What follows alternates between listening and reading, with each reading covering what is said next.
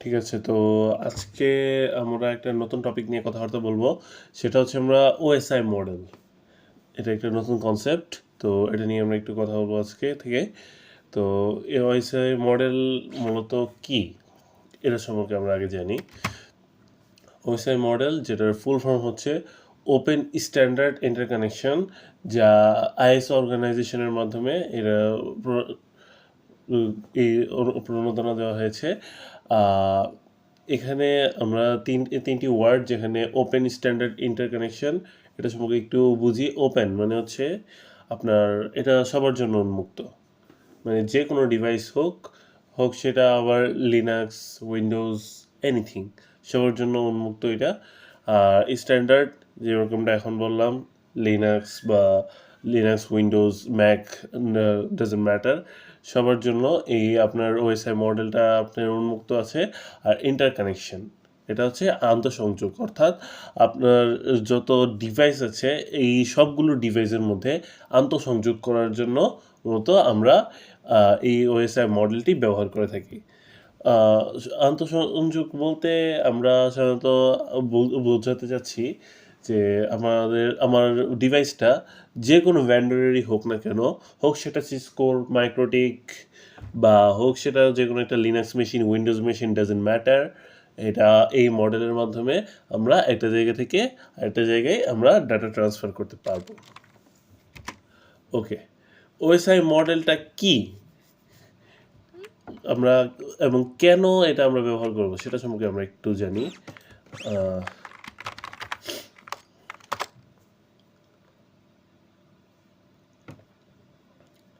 ঠিক আছে, ধরুন এটা হচ্ছে আমার একটা কোম্পানি। তো আমি আমার কোম্পানিতে কি করলাম, যে এখানে আমি অনেকগুলো রাউটারের মাধ্যমে আমি এখানে একটা নেটওয়ার্ক তৈরি করেছি। সবগুলো ধরেন সিসকো। ওকে, ছয়টা রাউটার, ছয়টা সিসকো রাউটারের মাধ্যমে আমি আমার নেটওয়ার্কটাকে ডিজাইন করলাম। তো হঠাৎ করে ধরেন আমার একটা রাউটার যোগ করার দরকার পড়ছে। তো সেক্ষেত্রে আমি ধরে নিলাম যে আমি সিসকো না এনে একটা জুনিপার জোনোস ওএসের একটা রাউটার আনলাম। তো সেক্ষেত্রে কিন্তু সিসকোর স্ট্যান্ডার্ড অনুযায়ী তারা তাদের ডাটা ট্রান্সফার মডেল তৈরি করবে, যেন তারা সিসকোর মধ্যেই আমরা আমাদের ডাটাটা ট্রান্সফার করতে পারে। আর জুনিপার জোনোস সে কিন্তু আবার অন্যরকমভাবে আপনার মডেল তৈরি করে। তো এই বিশৃঙ্খলাটাকে আপনার বন্ধ করার জন্যই মূলত আইএসও একটা স্ট্যান্ডার্ড মডেল সম্পর্কে কথাবার্তা বলেছেন। সেটা হচ্ছে আমাদের ওএসআই মডেল। তো ওএসআই মডেলের ক্ষেত্রে কী হবে, যে হোক সেটা জুনিপার জোনোসের কথাই তো বললাম, জুনিপার জোনোস আর সিসকো, এখানে যদি মাইক্রোটিকও দেই সে এটা কাজ করবে। এবং এখানে যদি উইন্ডোজ পিসি থাকে বা লিনাক্স পিসি থাকে, সেগুলো কিন্তু এর মধ্যে কাজ করবে। ওকে, মূলত এই এই সমস্যাটা সমাধানের জন্যই এই ওএসআই মডেলটা ব্যবহার করে আসছে এখন পর্যন্ত। তো এটা হচ্ছে আমাদের ইয়ের কথা বললাম, যে ডিভাইসের কথা বললাম। এটা যদি আমরা আবার বলি যে এই কোম্পানি থেকে আরেকটা কোম্পানিতে আমি ডাটাটা পাঠাবো, তো তারাও ধরে নিলাম যে আপনার এখানে সিসকো না, তারা মনে করেন যে এখানে সব মাইক্রোটিক দিয়ে কনফিগার করা তাদের নেটওয়ার্ক। তো সেই ক্ষেত্রে তাদের সাথে তাদের যোগাযোগ করার জন্য হলেও আমাদের এই ওএসআই মডেলটা দরকার পড়বে। ওকে, তো ওএসআই মডেলের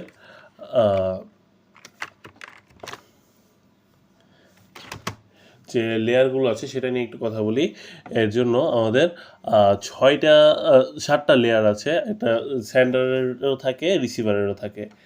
তো সর্বপ্রথম হচ্ছে অ্যাপ্লিকেশন লেয়ার, তারপর হচ্ছে presentation, session, transport, network, data link, physical. এটা মূলত সিরিয়াল বাই, এটা হচ্ছে অ্যাপ্লিকেশন থেকে শুরু, মানে আমাদের স্ট্যাকের সিরিয়াল অনুসারে যদি ধরি। আর এমনিতে আমাদের ফিজিক্যাল লেয়ার থেকে কিন্তু আমাদের সব কিছু শুরু হয়। ফিজিক্যাল, তারপর হচ্ছে data link layer, network layer, transport, session, presentation, তারপর অ্যাপ্লিকেশন। তো আজকে আমরা অ্যাপ্লিকেশন লেয়ারটা নিয়ে একটু কথা বলবো।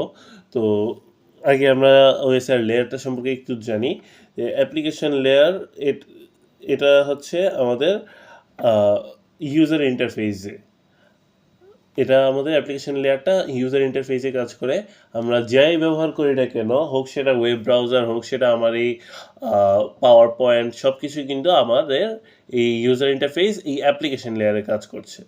তো সেটাই তারপর প্রসেস হতে হতে ফিজিক্যাল লেয়ারে বিট আকারে যায়, এবং এই ফিজিক্যাল লেয়ার থেকে সেই বিট আবার রিসিভার গ্রহণ করে ফিজিক্যাল লেয়ারের মাধ্যমে, তারপর সেটা প্রসেস হতে হতে অ্যাপ্লিকেশন লেয়ারে একটা ইউজার ইন্টারফেস হয়ে আপনার ডাটাগুলো রিসিভ করা হয়।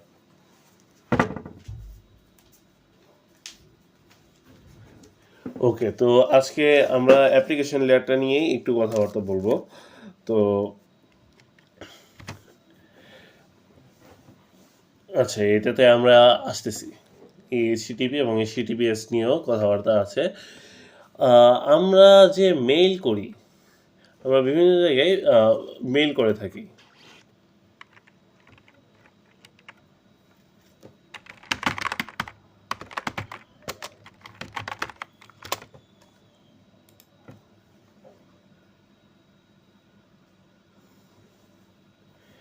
এই যে ধরেন এটা হচ্ছে আমার একটা মেইল। তো আমাদের এই মেইল আমাদের কি প্রোটোকল ব্যবহার করে আমাদের ডাটা মানে মেইলগুলোকে সেন্ড করে। অবশ্যই এটা আমাদের জেনে রাখা দরকার যে আমাদের মেইল হচ্ছে ট্রান্সফার হয় এসএমটিপি প্রোটোকল দিয়ে।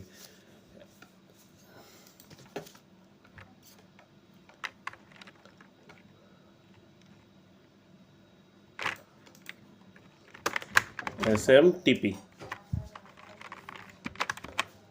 এটার ফুল ফর্ম হচ্ছে সিম্পল মেইল ট্রান্সফার প্রোটোকল।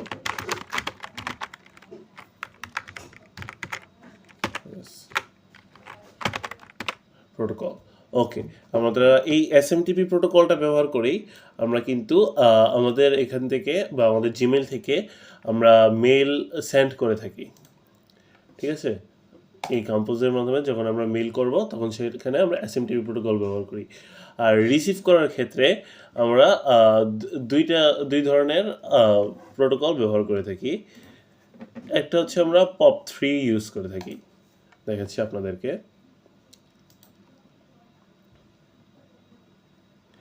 এই যে আমরা এখানে POP3 ইউজ করে থাকি। POP3 হচ্ছে পোস্ট অফিস প্রোটোকল, এবং আইএমএপির মাধ্যমে আমরা আমাদের মেলগুলো রিসিভ করে থাকি। তো POP3 এবং আইএমএপির মধ্যে পার্থক্যটা কি? POP3-র মধ্যে আমরা যেটা করতে পারি, আমাদের করা হয় যে এটা পোস্ট অফিসের মতো কাজ করে। অর্থাৎ আমাদের পোস্ট অফিসের ক্ষেত্রে কি হয় যে আমরা এটা হচ্ছে আমাদের পোস্ট অফিস। এখানে ধরেন আমাদের একটা মেল আসলো, তো আপনি যখন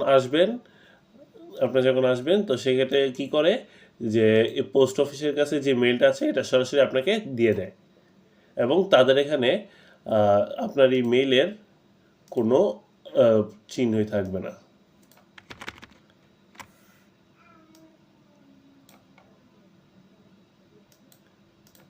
তাদের এই মেইলের আর কোনো চিহ্ন রইল না। মানে তাই মূল কথা হচ্ছে যে এই POP3 যখন আপনার এখানে সেন্ড হবে, আপনি একবার রিসিভ করতে পারলে তারপর তারা এই POP3 প্রোটোকলের মাধ্যমে আপনাদের যে মেইলটা এটা সার্ভার থেকে আপনার মুছে দেয়। এখানে কাট কপি করার কোনো বিষয় না, এটা জাস্ট ডিলিট করে দেয়। তারা তাদের সার্ভারে এই মেইলটা রাখে না। এটা হচ্ছে POP3। আর আইএমএপির ক্ষেত্রে কি হয় যে এই আইএমএপিটা আপনার এখানে যে মেইলটা আসবে তার একটা কপি তাদের সার্ভারে রাখবে। ওই সার্ভারে রাখার পর তারপর হচ্ছে তার একটা কপি আপনাকে বা আপনার ইনবক্সে এসে পাঠাবে। এটা হচ্ছে আইএমএপি। ওকে, তো এখন আমরা এইচটিটিপি এবং এইচটিটিপিএস নিয়ে একটু কথা বলি। যেমনটা আমরা জানি যে এইচটিটিপির full form hypertext transfer protocol এবং এইচটিটিপিএস এর হচ্ছে হাইপারটেক্সট ট্রান্সফার প্রোটোকল সিকিউর। তো দুইটার মধ্যে পার্থক্য কি? দুইটা দিয়ে কিন্তু আমরা ওয়েবসাইটে আমরা অ্যাক্সেস করতে পারি। আহ, এই যে ধরেন এটা কিন্তু আমরা কিভাবে ইউজ করছি, এই যে এইচটিটিপিএস এর মাধ্যমে। আবার আমরা এইচটিটিপির মাধ্যমে কিন্তু আমরা ওয়েবসাইট অ্যাক্সেস করতে পারি। তো এই এইচটিটিপিএস এর মাধ্যমে আমরা কেন বেশিরভাগ অ্যাক্সেস করি? দুটার মধ্যে একটা পার্থক্য হচ্ছে শুধুমাত্র সিকিউরিটির। তো সিকিউরিটির জন্য কি হয় যে এইচটিটিপিতে আমরা প্লেন টেক্সট আকারে ডাটাগুলো ট্রান্সফার হয়ে থাকে, আর এইচটিটিপিএস এর ক্ষেত্রে এই ডাটাগুলো এনক্রিপ্টেড ফরম্যাটে ট্রান্সফার হয়। এরপর আরেকটা আছে যে এইচটিটিপি কোনো এসএসএল সার্টিফিকেট থাকে না, আর এইচটিটিপিএস এর এসএসএল সার্টিফিকেট থাকে। এসএসএল সার্টিফিকেটটা আছে না নাই সেটা আমরা কিভাবে বুঝবো? তো যেরকম এখানে আমরা দেখি যে এখানে আমরা এইচটিটিপিএস আছে না, তো এইচটিটিপিএস এর ক্ষেত্রে এখানে দেখা যাচ্ছে যে কানেকশন ইজ সিকিউর, এখানে সরাসরি দেখা যাচ্ছে। কি আচ্ছা মামা, আমি ঘুরে যাও, মামা কাজ করি। ওকে, তো এইচটিটিপিএস এর ক্ষেত্রে যেটা হয় যে আমরা এই কানেকশন ইজ সিকিউর, এটি কিন্তু আমরা এখানে দেখতে পাচ্ছি। তো এটা এই মেসেজটা সবসময় থাকে, এইটা যদি থাকে তাহলে বুঝতে হবে যে এইখানে আমাদের এই এইচটিটিপিএস এর মাধ্যমে এটা অ্যাক্সেস করা। তারপরে এই যে সার্টিফিকেট ইজ ভ্যালিড, এটা এখানেও লেখা আছে। এই যে সার্টিফিকেট এবং পাবলিক কি এই সম্পর্কে সব কিছু লেখা আছে এটার। ওকে, তারপর আমরা শুধুমাত্র এইচটিটিপি এর একটা দেখি।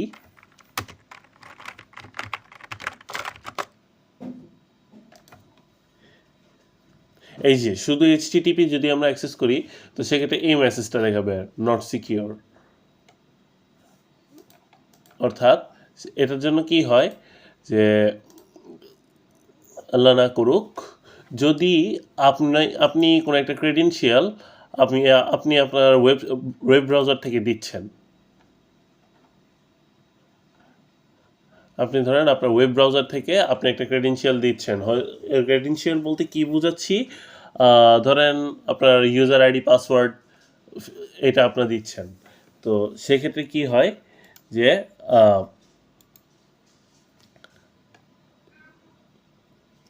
আপনাদের যে ডাটাগুলো আছে সেগুলোকে কেউ যদি man of the middle attack বা স্নিফিং করে আপনার এই ডাটাগুলো কেউ যদি হাতিয়ে নিতে পারে, তো এইচটিটিপি প্রোটোকল ব্যবহার করলে তারা এটা খুব সহজেই ক্যাপচার করে ফেলতে পারবে। তবে এইচটিটিপিএস এর ক্ষেত্রে তারা কিন্তু সেটা পারবে না। জাস্ট এইটুকুই পার্থক্য। ওকে, তারপর হচ্ছে আমরা টেলনেট নিয়ে একটু কথা বলি, যার ফুল ফর্ম হচ্ছে টেল টাইপ নেটওয়ার্ক। টেলনেটটা সাধারণত কেন ব্যবহার করা হয়? ধরেন আমরা এটা শুধুমাত্র রিমোট অ্যাক্সেসের জন্য। ধরেন আমি বাংলাদেশে আছি, তো বাংলাদেশ থেকে আমি চাচ্ছি যে আমার আয়ারল্যান্ডে একটা ডিভাইসকে আমি অ্যাক্সেস করব, অথবা আমেরিকার যে কোনো একটা ডিভাইসকে আমি অ্যাক্সেস করব।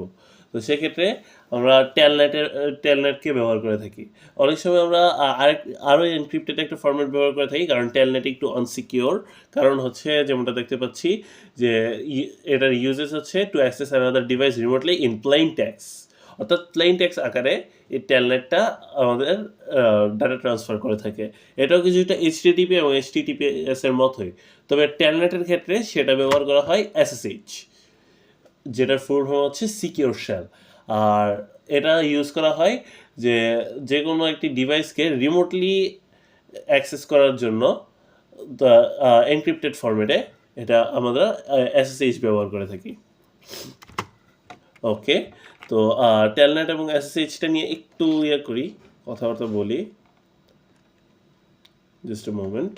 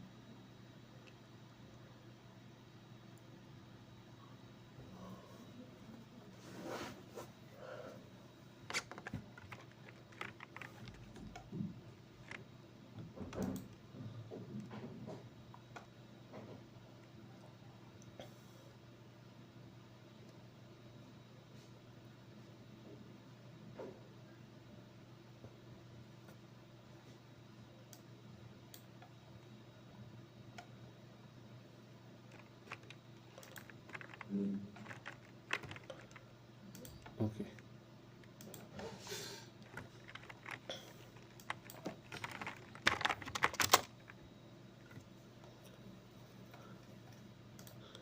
ওকে। তো এটা হচ্ছে আমরা ভার্চুয়ালি একটা মাইক্রোটিক সার্ভার চালু করলাম। তো এখানে আমরা আগে টেলনেটের মাধ্যমে অ্যাক্সেস করে দেখব, তারপর এসএসএইচ এর মাধ্যমে আমরা অ্যাক্সেস করে দেখব। ওকে, তো আমরা আগে অ্যাড্রেসটা দেখি, আমাদের আইপি অ্যাড্রেসটা, আর হচ্ছে আমরা টেলনেট সার্ভিসটা এখানে এনেবল করতে হবে। তো এখান থেকে সার্ভিসেসে যাই। এই মাইক্রোটিক সম্পর্কে বিস্তারিত আমরা একটা প্লেলিস্ট করব। তো এখন এত কিছু এটার মাথায় না ঢুকালেও চলবে। তো আপাতত এটুকু জেনে রাখি যে এই যে টেলনেটটা আমাদের 23 নম্বর পোর্ট ইউজ করে আমাদের ডাটা ট্রান্সফার করবে। আমরা মাইক্রোটিকের ক্ষেত্রে চাইলে এখান থেকে পোর্ট নাম্বার চেঞ্জও করতে পারি। তো এটা এখন আমরা দেখব না। এখন আমরা টেলনেটের মাধ্যমে এটাকে আমরা অ্যাক্সেস করার চেষ্টা করব। তো আমরা উইন্ডোজ পিসি থেকে যদি আমরা টেলনেটে অ্যাক্সেস করতে চাই, তো সেক্ষেত্রে একটা ফিচার আমাদের অ্যাক্টিভ থাকতে হবে যদি সিএমডির মাধ্যমে যাই।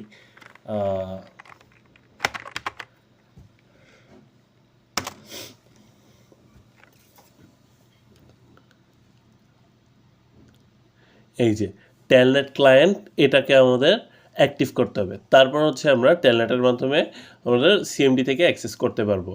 আর যদি সিএমডি থেকে অ্যাক্সেস করতে না চাই, তো সেক্ষেত্রে আরেকটা সফটওয়্যার আছে, পুটি। অনেকে পুটিও বলে, অনেকে পাটি বলে, আপনারা যেটা বলেন সমস্যা নাই। পুটি আছে অথবা টেরাটার্ম। টেরাটার্ম এখানে ইনস্টল করা হয় নাই আনফর্চুনেটলি। আচ্ছা, সমস্যা নাই। তো আমি সিএমডির মাধ্যমে এটাকে অ্যাক্সেস করার চেষ্টা করব। সিএমডি, ওকে। এটা তো আমরা সিএমডির মাধ্যমে অ্যাক্সেস করছি। আর প্যাকেটটাকে ক্যাপচার করার জন্য আমি একটা টুল ইউজ করব, যেটার নাম হচ্ছে ওয়্যার শার্ক।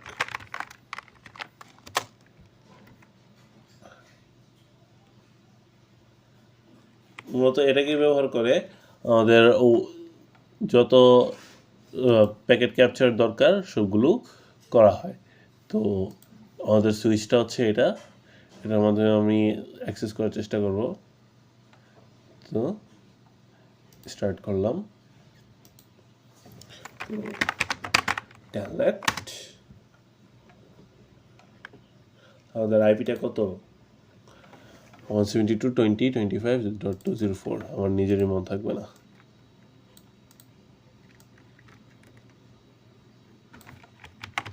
কপি, ওকে।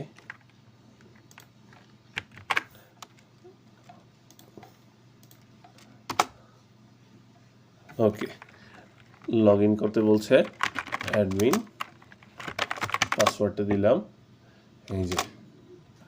ওকে, তো আমি এখানে প্যাকেট ক্যাপচার করা বন্ধ করে দিই। এই যে এখানে কিন্তু টেলনেটের কিছু প্যাকেট কিন্তু ট্রান্সফার হয়েছে এবং তারা কিন্তু এটা ক্যাপচার করে ফেলেছে। ওকে, তো এখন আমরা ফলো করি এটার টিসিপি স্ট্রিম।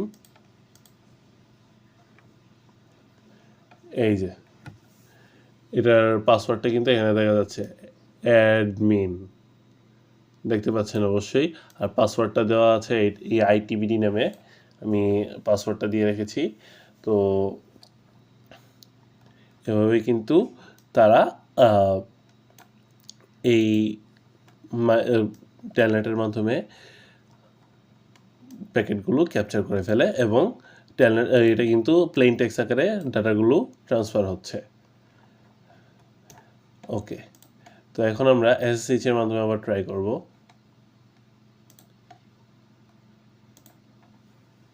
ওকে, এটাকে আমি ক্লোজ করে দিই।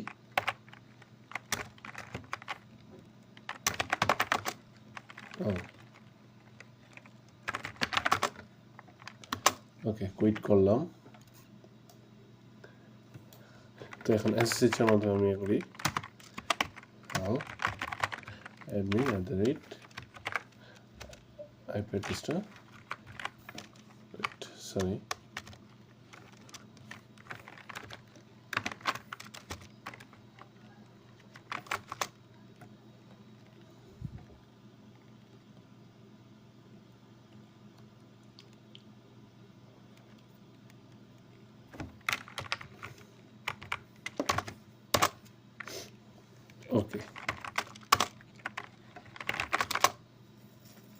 ওকে,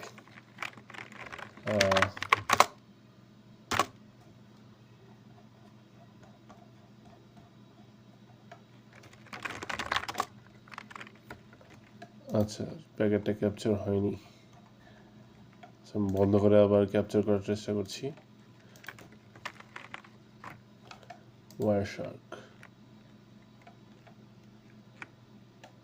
যে এটাতে ক্যাপচার করে স্টার্ট করেছি।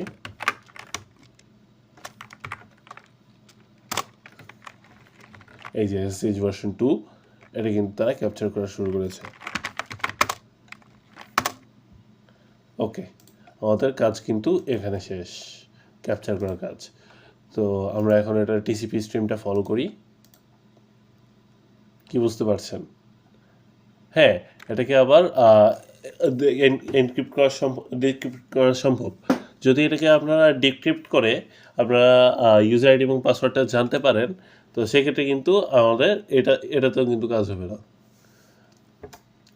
তো এটা হচ্ছে আমাদের টেলনেট এবং SSH এর মধ্যে পার্থক্য। ওকে, তো আপাতত অ্যাপ্লিকেশন লেয়ার সম্পর্কে এইটুকুই। তারপরও আরও বিস্তারিত কথাবার্তা হবে, তবে আজকের মতো এইটুকুই আছে। তো আমি বলবো যে আপনার অ্যাপ্লিকেশন লেয়ারটা নিয়ে আরও প্র্যাকটিস করতে পারেন বা আরও দেখতে পারেন। বিভিন্ন জায়গায় ঘাটাঘাটি করলে এটা সম্পর্কে আরও জানতে পারবেন। তবে মূল কথা যেটা মূলত বলতে চাচ্ছিলাম যে আমাদের যত প্রোটোকল আছে, আমাদের FTP প্রোটোকল বা টেলনেট প্রোটোকল, SSH প্রোটোকল, তারপর HTTP, HTTPS, এই সব কিছু কিন্তু ডিসাইড হয় আমাদের এই অ্যাপ্লিকেশন লেয়ারেই। এই অ্যাপ্লিকেশন লেয়ার থেকে আমাদের ইউজার ইন্টারফেসের কাজ হয় এবং এই অ্যাপ্লিকেশন লেয়ার থেকেই আমাদের এই যত প্রোটোকল বা কোন প্রোটোকল আমাদের যেতে হবে সেটাও কিন্তু ডিসাইড হয়। তো আজকে এই পর্যন্তই। আপনারা স্টাডি করেন বিষয়টা নিয়ে, আশা করি আর অনেক কিছু জানতে পারবেন। ধন্যবাদ সবাইকে।